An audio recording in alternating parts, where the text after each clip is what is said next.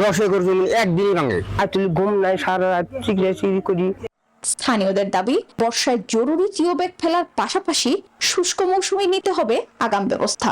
জামালপুরে ব্রহ্মপুত্র এবং আলাই নদীর তীব্র ভাঙনে বিলীন হচ্ছে বসতভিটা, ফসলি জমি এবং স্থাপনা। ঘর হারিয়ে অনিশ্চিত ভবিষ্যতের মুখে নদী পাড়ের শত শত পরিবার।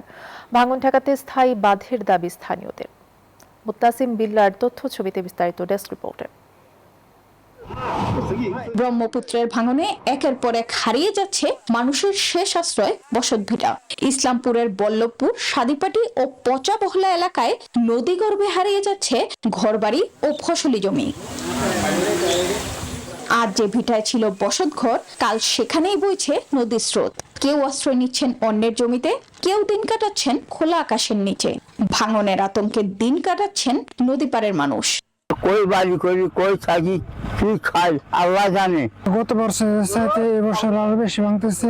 এদিকে মেলান্দহের কুলিয়া ইউনিয়নের পচাবহলা থেকে সাদিপাটি বাজার পর্যন্ত আলাই নদীর তীরেও ভাঙন তীব্র।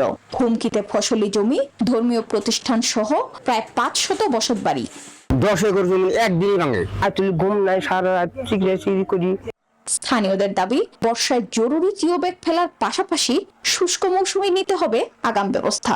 পানি উন্নয়ন বোর্ডের একটি প্রকল্প পাস হয়েছে, সেখানে 2.34 কিলোমিটার অংশ স্থায়ী প্রতিরক্ষামূলক কাজের আওতায় রয়েছে। এই প্রকল্পটি শীঘ্রই আমাদের টেন্ডার করা হবে। সংকট নিরসনে দ্রুত স্থায়ী বাঁধ নির্মাণের দাবি ভুক্তভোগীদের। Desk report, news 24।